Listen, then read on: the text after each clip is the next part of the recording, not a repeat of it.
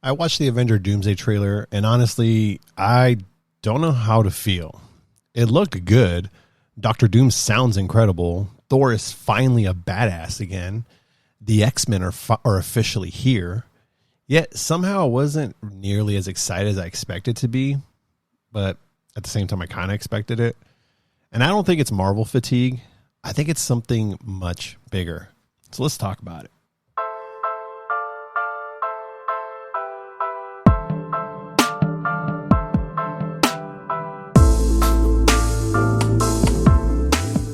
Welcome everyone to another episode of Sigma Duocast, and I am going to do hopefully a very quick episode. This is just going to be a reaction episode of the new Avengers Doomsday trailer. I saw it a couple times already. I know there's people already doing like all these crazy videos of what's hidden, what's in between, dissecting everything. And honestly, I don't know. I'm approaching this movie very differently. And I have a lot of thoughts, but yeah, let's jump into it. Again, I'm going to kind of stream through it. Hopefully this whole thing makes sense. I'm trying to do it as fast as I can. So we're going to start off by, I kind of want to establish where I'm at with, just to give context for everyone, where I'm at with the current state with the MCU. So before anything, I absolutely love Marvel. I grew up being a big Spider-Man fan, especially in the 90s with the animated show along with the X-Men 90s. I still haven't seen X-Men 97 cartoon yet, guys. Don't come at me about it. I know I'm a big fan of the original. I just haven't done it yet. I need to watch it though because everyone says it's fantastic. So whatever. But been there since day one, starting with Iron Man, and watched every movie. I've watched almost every Disney Plus show because, as I just said, I have not seen the X-Men 97. Was there for opening night, preview night for every Marvel movie, except for the couple of the current phase ones. Infinity War, Endgame, phenomenal experiences. Probably never get to experience that again in a movie theater. Almost did with the Odyssey, and if you've seen it already, there's a towards the end with there's a whole bow thing. We'll just say I don't want to spoil anything if you haven't seen it. Also, if you haven't listened to my review episode, go check it out. It's spoiler free, so you can get my thoughts on the Odyssey.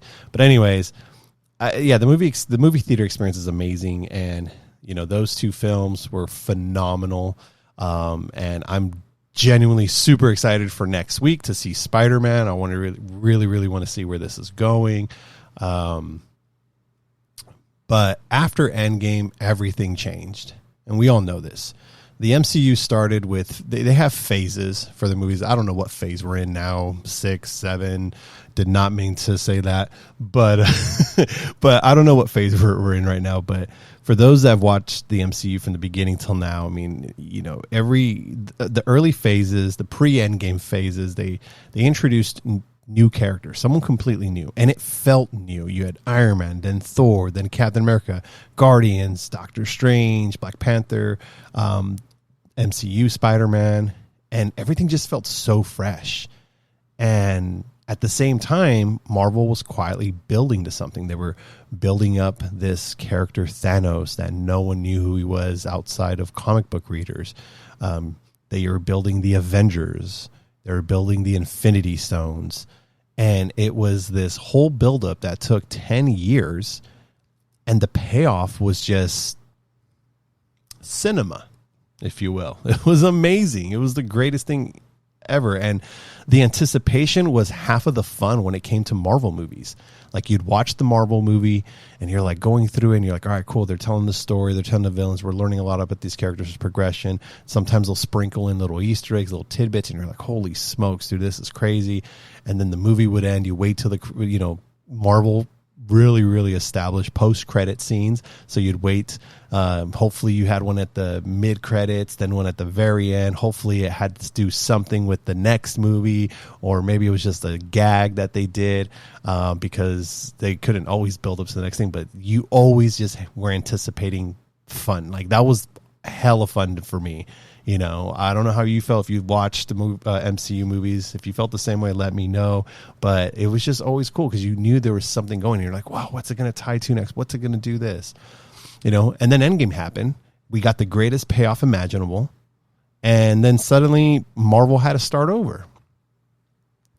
Now, at this point, I'm not going to say there was, you know, I know there's people talking about Marvel fatigue, comic book movie fatigue, and I don't really think that was it. What I truly believe was that Marvel didn't really know where to go after this, and they were still putting out movies and projects, but they didn't have a plan. I think I personally think they probably could have waited. You know, maybe take a year or two wait. I do know COVID kind of threw a lot of things off. And it wasn't just for Marvel. I mean, everything in the world, it threw a lot of people and things off. So I don't know how big of an impact, though, COVID really had in the storytelling. But they did have, like, the next thing to focus on, the next big bad, and that was Kang the Conqueror. And so with that, I was like, okay, cool. Yeah, this is going to be interesting. This is going to be cool. So they started doing that. And the Loki Disney Plus show, the best, my personal opinion, the best Disney Plus show outside, really, really close to like Daredevil and stuff, you know, the Netflix and now the Disney Plus. But anyways, like Loki was arguably is my favorite Disney Plus show, and it established so much. Loki's such an amazing character, and I love the direction they gave this Loki variant, because technically it's a variant. And they introduced, you know, Kang the Conqueror in here as someone else, the one. Or I honestly, I haven't seen it in a while, so I don't remember the names right now, and I didn't do any preemptive research before I started recording, so I'm just kind of going off top of my head, because that's how we do it at Sigma Duocast. We just from the hip, man. Anyways, and so you had them, they established them, and it was so great. And so, all right, cool, we're getting that. And there was tidbits, other places tidbits, like Shang-Chi had a little post-credit. Ooh, what did that mean? Eternals. Like, everyone was starting to get their little stuff that we didn't really know what it was. But, hey.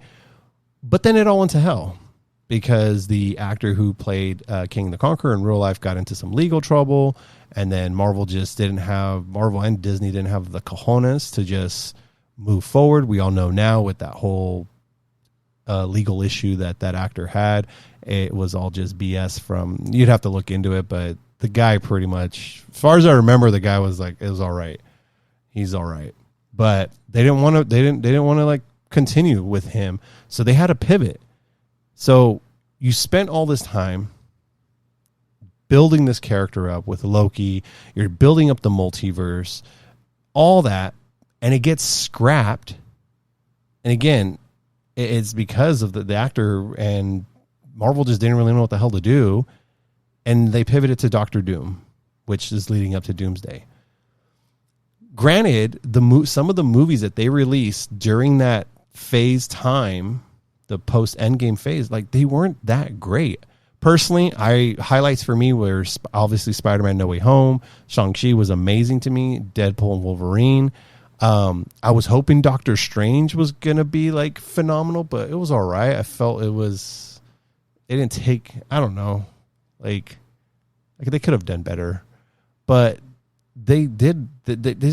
Eternals was good, but Marvel just doesn't know what to do when they have real superheroes that are essentially gods. This has been my biggest critique when it comes to the MCU, is that when they have a superhero or villain, whomever, that is essentially a god, they don't know how to like maintain, like, because Captain Marvel is essentially a god, but what do? Oh, she's off planet saving people.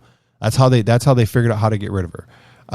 In Guardians 2, they introduced sorry, as I was saying, I was trying to think of his name. Adam Warlock. And so he's in Guardians 3. You fully see him in Guardians 3. And what do? They made him like this like knucklehead teenager, like dum-dum. Like, dude, Adam Warlock is a beast in the original comics in Infinity War. Like, this dude goes toe to toe, you know, like, come on. Sentry introducing the Thunderbolts. This dude is unstoppable. You get to see him being unstoppable, but then they find a way to like, oh, let's just throw depression and anxiety at this guy and keep him low key. All right. You know, so they don't know. Marvel doesn't know how to manage super powerful beings. Even Wanda is technically super powerful, but still they find a way to handicap these characters. And again, this is very disappointing. It's always very disappointing. Even Thor, look at Thor. He's literally a god. He's awesome. But then they found a way to kind of handicap him. Oh, let's make him, he was badass in Infinity War, going through all kinds of shit. I loved him in Infinity War. I have the Sideshow collectible for that one because he's awesome. But then what do they do in Endgame? Oh, he's depressed and he got all fat. Like, what are we doing, Marvel? And that's one thing I will say, like with Snyder movies, the Zack Snyder films, DC, that's what I loved about those comic book heroes, is that some of those characters were gods and they made them gods. Like, I have a lot of critics. There's a lot of critics. It's a whole separate topic, criticism and everything. But let me just say this. And I have Man of Steel. I'll just say this, give this example. And I know a lot of people probably don't like it, but like when he's going toe to toe, Superman's going toe to toe with Zod, like they are destroying the world. I've already said collateral damage in that movie is ridiculous. Like, there's so many lives lost, but whatever, it is what it is. You're seeing a battle. Like, they're just going toe to, like, that's what it looks like. But Marvel's too scared to do that. So they got to find some type of human emotional thing connected. So anyways, sorry. This is what happens. I go on a tangent. So they had Kang, and I'll tell you right now, again, there was a couple bad movies, and one of the worst movies that I feel kind of ruined it for Kang, but it had the potential of being great, but the execution was terrible. It was Ant-Man and Quantumanium. That movie was supposed to be the first glimpse of Kang and his powerfulness, and again, Marvel fumbled it, in my opinion. And then after that, the whole thing happened with the actor and all that. So anyway, so they pivot to Doctor Doom. There's no buildup. We don't know anything about what's going on with Doom. Those that know in the comics, great, but in the MCU world, we don't know anything. And Doctor Doom's amazing, so I guess we'll see. But because they didn't do what they did with Thanos and the 10-year Marvel plan, and they wasted, a good majority of the movies. I mean, there's literally no movie that connects Doctor Doom up until Fantastic Four, because that was the last one that they did, along with Thunderbolts, which I don't even think Thunderbolts took advantage of trying to tie Doctor Doom. Fantastic Four is the only one that did it. So let's go ahead and let's talk about the trailer. I don't know how I want to approach this. I'm just going to kind of go through my initial thoughts, and I'm going to go first think about the characters, because I think this is ultimately where the excitement comes from. It's the characters, then the story. So Doctor Doom, we see him. Robert Downey Jr. is playing him again, or playing him. Everyone was, sideways with it because he's Iron Man. We don't know the whole backstory of Doom. We don't know anything of what's going on. So that's the part that sucks. But we did finally get to hear Robert Downey's voice as Doctor Doom, and it was perfect. It's calm, threatening, confident. He just talks really mellow. The presence is there. He has that accent to it. I think it looks great. I need to hear more. I want to see more. You do see how kind of OP he is. We do get to see Thor do his Infinity War, jump in the air with Stormbreaker and get the electricity and then slam it. And in Infinity War, he slams it on the ground and just creates this big shockwave. He does the same thing in Doomsday trailer, but this time Doom, with just two fingers in his hand, blocks it, which is crazy. That's probably the biggest. That's the highlight. There's two highlights I have in the trailer. That's the highlight number one for me was, what do you call it? Him just blocking it. That was crazy. I loved that part. Speaking of Thor, like finally Thor's coming back to being serious again, less comedy. He's more of the god. I mean, this is what I want. This is what I want to see from Thor. I like Taika. I like Ragnarok. It was kind of cool. I think Thor does have a lot of a comedic side to him. Hemsworth does a really good job with that. But it worked with Ragnarok. It was way too damn much in Love and Thunder. Love and Thunder was just all over the place. So then we finally get to see the X-Men, which this is probably the biggest highlight for me, outside of seeing Thor and Doom and one other character. I am super, super happy to see the X-Men, and it's a mixture of the OG X-Men and then the more recent one. So the biggest takeaway for me was Cyclops. That was my highlight. Number 2 in the trailer was seeing Cyclops in the animated comic book accurate suit. I will say this is just a nerd. This is a little nerd thing right here. But if you know his outfit in like the comics and the cartoons, he has like a Y yellow strap. It's off centered in the comics and everything. It's like off to if I'm standing here, let me see. It's like off to the left side, I believe. So it's just like, it starts like on the right above the left leg, and then it just kind of arcs his way across his chest to his like left shoulder. And then you have a strand in the middle. There's the circle, and it shows the X, I believe, in red. And then it has another yellow strand that comes across his chest, and it goes over his right shoulder. So it's a Y, but it's off center. Picture a lowercase y, so to speak, right? That's what it looks like. In the trailer and what they showed, it is like a capital Y. It's dead center. So it comes up dead center, and then it just spreads. Again, this is just me being a nerd, but that really kind of irks me. I'm like, can you do it off-centered like how it's supposed to be? Other than that, the suit, the outfit is comic accurate. He looks amazing. I'm super, super excited for James Marsden to reprise his role as Cyclops. I loved him in the original X-Men movies. I think he's a great actor. He's hella funny. I love him in the Sonic movies and other stuff he's done. But the way they kill him off in the original X-Men and X3 is the biggest cop-out. It was so trash. It was such a disservice. It was the worst. So to see him finally back again, doing his thing, whether this is going to be his final full circle moment, his send-off, I have no idea. We're going to have to wait to see the movie, but I'm just glad that he's in it and he's kicking ass. So, yeah, we'll see how that goes. All the other X-Men look pretty cool. We didn't really get to see too much of Nightcrawler. I like Mystique. It's Rebecca Romijn. Everyone's got problems with her because of her hair or the way she looks. I don't know. People got to hate. Obviously, we have Magneto and Professor X with the originals, so that's cool. I'm a little skeptical with Gambit because they went with Channing Tatum. It would have been cool to see Taylor come back as Gambit from what do you call it? X-Men Origins Wolverine movie. That's when they first did Gambit. I would have loved to seen him do it, but we got Channing Tatum, and we'll see how he goes. He's been wanting this so bad. I mean, he was a comedic relief to me in Deadpool and Wolverine. He looks a little more serious here, so hopefully we'll get a proper Gambit with Channing. We got to see a clip of Loki very briefly, and that was the highlight. That was one of the biggest, I guess there's 3 highlights I had, because when I saw him, even though he's in there for just a quick second, I was like, dude, what? How are you not holding down the multiverse?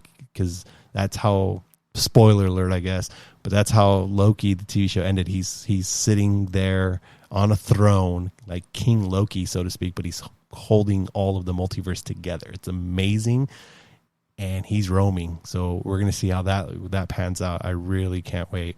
Again, Shang-Chi's back, so I'm super excited. He's been many years without him.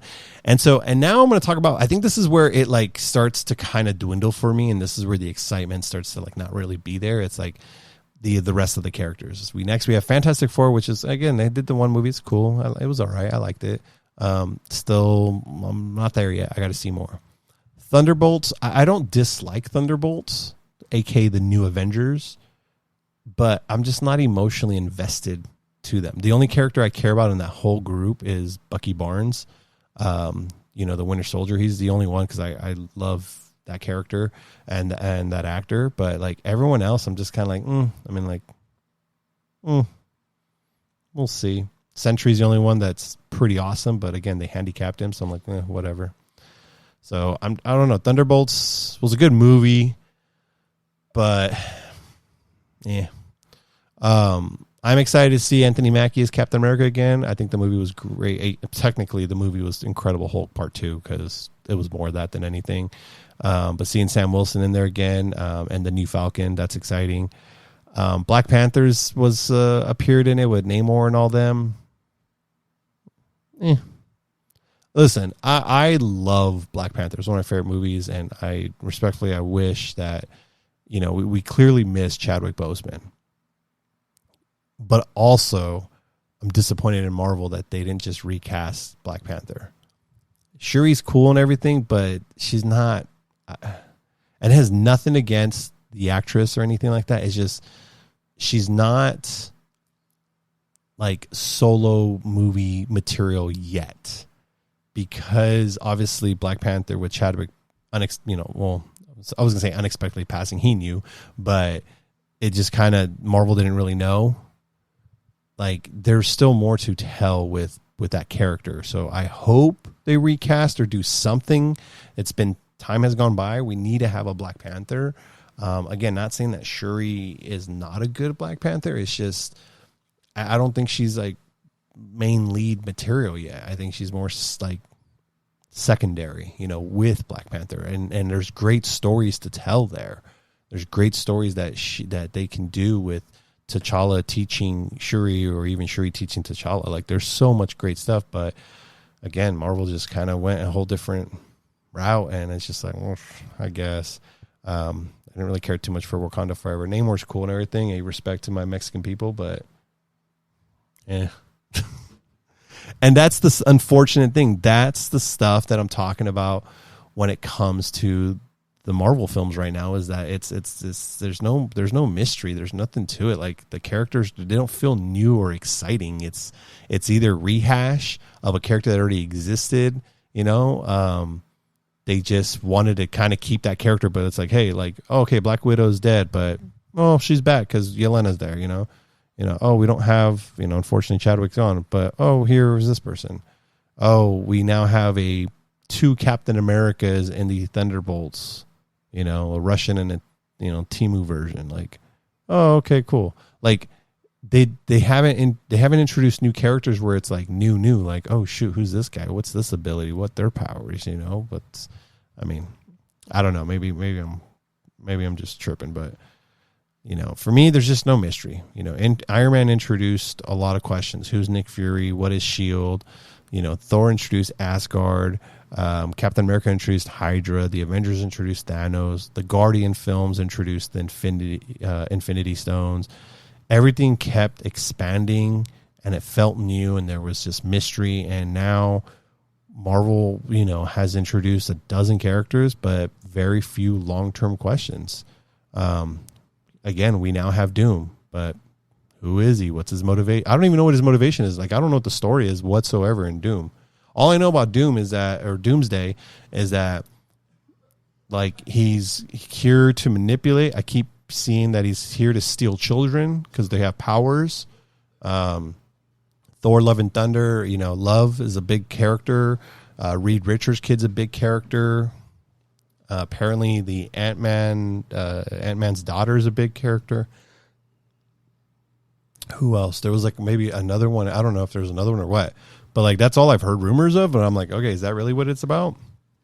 He's just trying to capture these. He's like a gaslighter and trying to manipulate people and set up incursions so he can eliminate universes and take these kids to take their powers. Because I know it's going to lead to Secret Wars. It's going to lead to Battle World, where we have characters from all over the Marvel Cinematic Universe and beyond. All meet up and obviously introduce new characters or whatever. And that's Secret Wars. I'm generally more excited with Secret Wars because I kind of have an idea of what that's about in a sense. But, I guess that's what we're going to find out in Doomsday. It's just, it sucks that there hasn't really been too much build up to it like we've had in the previous ones. At the same time, though, I will say this. Marvel, you showed the trailer. That's it. You've gone this long not showing a trailer. You show little tidbits like a couple months ago. You finally show your first trailer in July, the end of July. What do you call it? Movie that comes out in December. That's cool, bro. Just leave it at that. Don't show anything anymore. Just rehash the same stuff. Don't show anything new. Don't show any more clips. Don't show, like, we don't need any of that stuff. Just leave it as is. I'm hoping they just leave it as is. I already got my ticket. I'm already seated, bro. Like, leave all the surprises in the theater. I don't want anything else. I'll try my best to avoid it, but it's hard because I'll tell you right now, the leaks have been crazy because people have been jonesing for Marvel Doomsday, Avengers Doomsday stuff. So there's so much leaks. And it's crazy because I'm like, dude, these leaks are crazy. Like, there's so much. And like, some people have recreated them in AI videos, doing this, and some look so legit. All this stuff. But I'll tell you what. In that little 2-minute trailer they showed, a lot of those leaks, you saw it in the trailer. They were real. They were true. So let me tell you, I've heard a lot of leaks that obviously weren't in the trailer. And if they're real, holy smokes, man, I'm telling you right now, I'm not going to share any of them outside of one that I'll say. And then I'm just going to who it involved. I'm not going to say what the scene, because it was a detailed explanation scene and everything. And I was like, damn, if that's real, holy crap. It had to do with Toby Spider-Man, Deadpool, and Hugh Jackman Wolverine. That's all I'm going to say. And if that's true, whew, incredible. But again, let me discover that in theaters. Don't show anything. Just don't. Leave it alone. Really quick, they are showing this film. It's going to be challenging because it's coming out the same time as Dune Part 3, which I'm going to see Marvel before I see Dune because I've been waiting for a long time for this. So Dune did pick up all the IMAX screens for a couple of weeks, so there's going to be no IMAX for Doomsday. But they did introduce what the Marvel's launching Infinity Vision. So I just really wanted to brief you on what this is. It's Disney's new premium large format theater certification. It's not like IMAX or Dolby Cinema. It's a brand new, and it isn't a brand new projection technology. It's literally quality standard that certifies a participating premium auditoriums as meeting Disney's requirements for picture, brightness, sound, and screen size. That's all it is. So it's just going to look better, essentially. It's supposed to look better, I guess. There aren't too many theaters that are certified yet in the States. I think there's like 75. Thankfully, the one I'm going to is certified, where I bought my ticket. Doomsday will be the second movie to be an Infinity Vision. The first one is going to be the re-release of Avengers Endgame, September 25th. I am curious about this. I'm going to go see it in theaters again because it will include new footage designed to serve as a narrative bridge to Doomsday. So they're supposed to add scenes and everything, and so we'll see what that looks like. But I already got my tickets. I'm already seated. Infinity Vision. We got a runtime of 2 hours and 45 minutes. Hopefully that's enough time to give Doctor Doom the development and it deserves while balancing the enormous cast. If they give it the Infinity War treatment where we got a lot of like Thanos, like character and story buildup, then I'll be cool with it because that I love what they did in Infinity War. Thanos was like the highlight, and then Endgame, it was just like, yep, you guys already know everything about Thanos at this point. So, final thoughts. Hey, listen, I walked away from this trailer with mixed emotions. Not because I think it looks bad or anything like that. It's actually the opposite. I think it looks good, despite everyone's complaining on the internet. I think Robert Downey Jr. sounds fantastic. He looks awesome. Thor's finally Thor again. You know, the X-Men are officially part of the MCU. That's something I've waited for years to see. So, and we get to see some of the original actors back as X-Men characters. I still don't have that Infinity War or Endgame feeling. Maybe that's impossible. Maybe that's something that just Marvel can't recreate. I think they can, but they got to do a way better job. They're just not cutting it right now. And I don't know. Maybe can they create another decade of buildup? Sure. I think, like I said, I think they can. They just got to do it right. But Doomsday is the movie that finally gives the MCU new direction, right? We're finally going to know what's up. And honestly, I hope that's exactly what happens. I hope that this film establishes what the next films are going to be, and what direction they're going to be going, because they did not embrace the multiverse saga properly. Marvel messed it up. And I don't know. Again, overall, I enjoyed the trailer. I already have my tickets. I'm excited. I'm just not emotionally invested quite yet. Hopefully that changed by December, but sometimes the best surprises are the ones we never see coming. So let me know your thoughts. Did the trailer completely sell you? Are you feeling the same way I am? Until next time, guys, this is Sigma Duocast. I'm Rick. Be sure to follow, like, click, do all that stuff. Check out the TikToks and YouTubes. But I'll see you guys on the flip.